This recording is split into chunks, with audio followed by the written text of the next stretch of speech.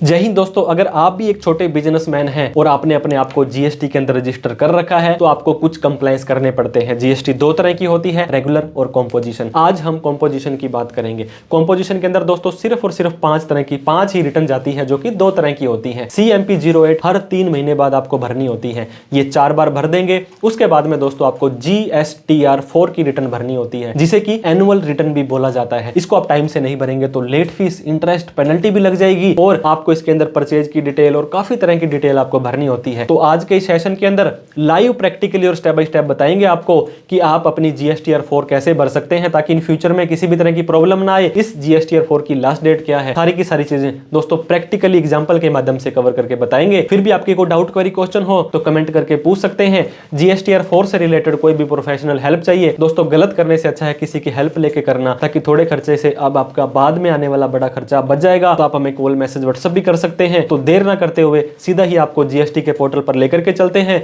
जहां पर GSTR 4 को लाइव प्रैक्टिकली और स्टेप बाय स्टेप भरना सीख लेते हैं। तो GSTR 4 की रिटर्न भरने के लिए दोस्तों आपको क्या करना है, किसी भी ब्राउजर में आ जाना है। यहाँ पर आप अपनी gst.gov.in की ऑफिशियल वेबसाइट पर आ जाएंगे। दोस्तों आपने अपने आप को रजिस्टर कर रखा है, पहले आपने अपनी CMP 08 की फॉर्म भर रखी है, तभी तो आप यहाँ पे लॉगिन कर पाएंगे। और लॉगिन बटन पर आपको क्लिक करना है, क्योंकि रजिस्टर तो हमने ऑलरेडी अपने आप को कर रखा है। अब दोस्तों आपको यहाँ पे क्या पूछेगा, आपको पूछा जा रहा है आपका यूजर नेम बताइए, आप अपना पासवर्ड, कैप्चा कोड ये वाला जो दिखाई दे रहा है डाल करके लॉगिन बटन पर क्लिक कर दें। अगर आप अपना यूजर नेम भूल गए हैं तो फॉरगेट यूजर नेम करें, जिसके लिए इन GST के पोर्टल पर आपकी मेल ID दी होनी जरूरी है। और अगर आपके पास यूजर नेम है और पासवर्ड चेंज करना चाहते हैं तो फॉरगेट पासवर्ड कर लें। उसके बाद में आपको लॉगिन बटन पर क्लिक कर देना है। अब दोस्तों आपका इस तरह का GST का पोर्टल खुल जाने वाला है। यहाँ पर आपको काफी तरह के ऑप्शन आ रहे होंगे, डैशबोर्ड है, सर्विसेज है। एक मैं आपसे रिक्वेस्ट करूंगा, आप CMP 08 अपने चारों क्वार्टर्स की डाउनलोड कर लें। वहाँ पर जितनी भी सेल्स आ रही है और वहाँ पर जितना भी टैक्स आपने पे किया है, वैसे तो यहाँ पर भी आ जाएगा, लेकिन अगर आपकी टैक्स फ्री आइटम के अंदर भी अगर आप डील करते हैं तो टैक्स फ्री जो सेल है उसको आपको थोड़ा सा अलग से कैलकुलेट करना पड़ेगा। अब हम यहाँ पे जाते हैं सर्विसेज के अंदर। इसके बाद में तीसरा ऑप्शन हमारा रिटर्न का आता है। तो दोस्तों हम रिटर्न्स के अंदर आ जाएंगे। यहाँ पर आपको ये देखिए एनुअल रिटर्न का ऑप्शन दिखाई दे रहा होगा। इस एनुअल रिटर्न पर आप क्लिक करेंगे, मतलब आपकी सालाना रिटर्न है। अब दोस्तों फाइनेंशियल ईयर 25-26, अभी आपका जो साल 31/3/26 को खत्म हुआ है, उसकी रिटर्न भरने के लिए यहाँ पे फाइनेंशियल ईयर 25-26 सेलेक्ट करेंगे। लेकिन ध्यान रहे, इससे पहले आपकी फाइनेंशियल ईयर 24-25 की जैसे ही आप सर्च करेंगे ये रिटर्न भरी होनी बहुत ही जरूरी है। इसके साथ साथ में ही CMP 08 के दोस्तों आपके अप्रैल, मई, जून वाली, जुलाई, अगस्त, सितंबर वाली, अक्टूबर, नवंबर, दिसंबर वाली, जनवरी, फरवरी, मार्च वाली, चारों की चारों CMP 08 भी भरी होनी जरूरी है, तभी आप आगे बढ़ पाएंगे। तो हमने 25-26 किया, सर्च पर क्लिक किया। अब दोस्तों यहाँ पे आप देख सकते हैं, पहले ये जो ड्यू डेट है ये 30 अप्रैल हुआ करती थी, अब इसे 2 महीने के लिए बढ़ा दिया गया है। आपके पास में दोनों ऑप्शन है दोस्तों, आप ऑफलाइन भी डाउनलोड कर इसे भर सकते हैं और प्रिपेयर ऑनलाइन भी कर सकते हैं। प्रिपेयर ऑनलाइन में काफ़ी चीज़ें आजकल यहाँ पे आसान कर दी है, कुछ डेटा ऑटोमेटिक ही भर करके आ जाता है। अब यहाँ पे आप देख सकते हैं दोस्तों, यहाँ पे कुछ चीज़ें आपको बताई जा रही है। Table 4A 4D table 6 outward supply are required to be filed by tax payer. अब सबसे पहले aggregate turnover of the previous financial year. दोस्तों फाइनेंशियल ईयर 25-26 की रिटर्न आप भर रहे हैं, ये आपसे फाइनेंशियल ईयर 24-25 की सेल या टर्नओवर पूछेगा। क्यों पूछेगा? क्योंकि अगर आपकी 1.5 करोड़ से ज़्यादा चली गई तो आप यहाँ पर एलिजिबल नहीं थे, आप गलत कर रहे हैं। तो आप फाइनेंशियल ईयर 25-26 की जो आपकी टर्नओवर थी, जो सेल थी, वो डाल करके सेव बटन पर क्लिक कर देंगे। अब दोस्तों जैसे ही आप अपनी यहाँ पे टर्नओवर डालेंगे और सेव कर देंगे, आपकी टर्नओवर सेव हो जाएगी। अब दोस्तों टेबल आपको यहाँ पे देखिए 4A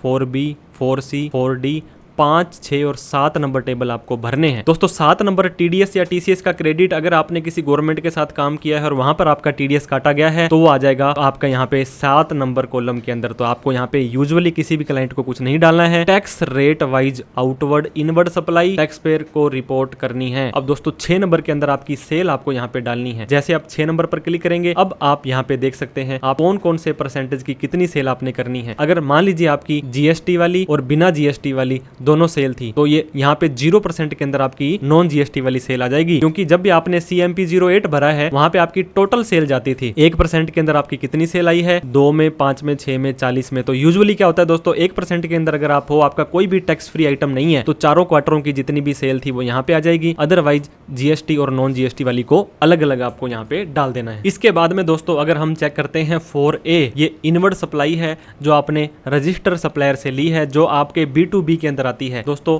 इस बार से आपके लिए एक प्लस पॉइंट ये है कि आपको परचेज जो भी आपकी B2B आ रही है यहाँ पे ऑटोमेटिक ही शो कर दी जाएगी, आप उसे यहाँ पे देख सकते हैं। लेकिन ओनली 0 रेटेड या नील आपकी जो भी कोई सेल होगी वो यहाँ पे शो नहीं होगी, उसे आपको मैन्युअली डालना पड़ेगा। और कोई बिल आपका ऑनलाइन शो नहीं हो रहा है तो आप यहाँ पे उसका GST नंबर डाल सकते हैं, ट्रेड नेम, लीगल नेम आपका आ जाएगा। उसके बाद ऐड डिटेल पर जैसे ही क्लिक करेंगे तो कौन सा आइटम कितने रुपए के हिसाब से आपने लिया है वो आप यहाँ पे डाल सकते हैं। तो हमने दोस्तों यहाँ पे एक GST नंबर डाल करके जैसे ही ऐड किया, टैक्सेबल वैल्यू मान लीजिए हमारी 1000 रुपये की है और उसके ऊपर 1% GST लगता है, ऑटोमेटिक आपका GST लग जाएगा। और आप जैसे ही यहाँ पे सेव बटन पर क्लिक करेंगे आपकी ये परचेज की इनवर्ड सप्लाई की डेटा भी सेव हो जाने वाला है। इसके बाद में 4B के अंदर आपको आ जाना है दोस्तों, inward supply from register supply, जिसपे कि रिवर्स चार्ज आपको देना है। ट्रांसपोर्ट वगैरह के केस में होता है, सामने वाले का GST आपको यहाँ पे डालना पड़ेगा, ट्रेड नेम आ जाएगा। और ये जो आपका RCM दोस्तों जब आप CMP 08 भरते हैं उसके अंदर भी आपका मैच होना बहुत जरूरी है। इसके बाद में 4C के अंदर अगर आपने किसी अनरजिस्टर्ड से कोई ऐसी परचेज की थी जिस पे RCM में आपको टैक्स भरना है तो उसका पैन नंबर यहाँ पे डाल करके आपको ऐड डिटेल उसकी भी कर देनी है। इसके बाद इंपोर्ट ऑफ सर्विस, अगर दोस्तों 4D के अंदर किसी भी तरह की कोई इंपोर्ट ऑफ सर्विस की है, प्लस का निशान डाल करके वैल्यू, रेट और उसका टैक्स आपको यहाँ पे डाल देना है। इसके बाद में आपकी यहाँ पे समरी ऑफ CMP 08 अगर आप यहाँ पे डालेंगे दोस्तों, यहाँ पे तो टोटल सेल आ गई, जो टैक्स आएगा ये टैक्सेबल वैल्यू का आएगा। और यहाँ पे जो आपने इनवर्ड सप्लाई के अंदर कोई RCM में टैक्स भरना था उसकी डिटेल आपकी यहाँ पे आ जाएगी।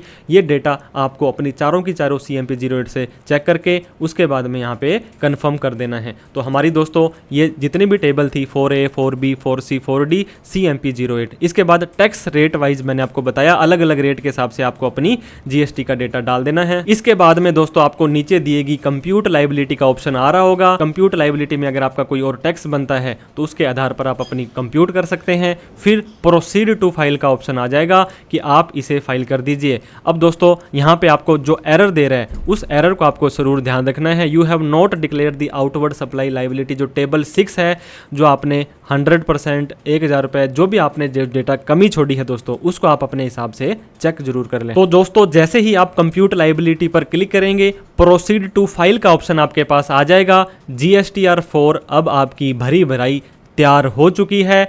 आप इसे अच्छे से देख लें, पढ़ लें, एक एक डेटा को क्रॉस वेरीफाई जरूर कर लें।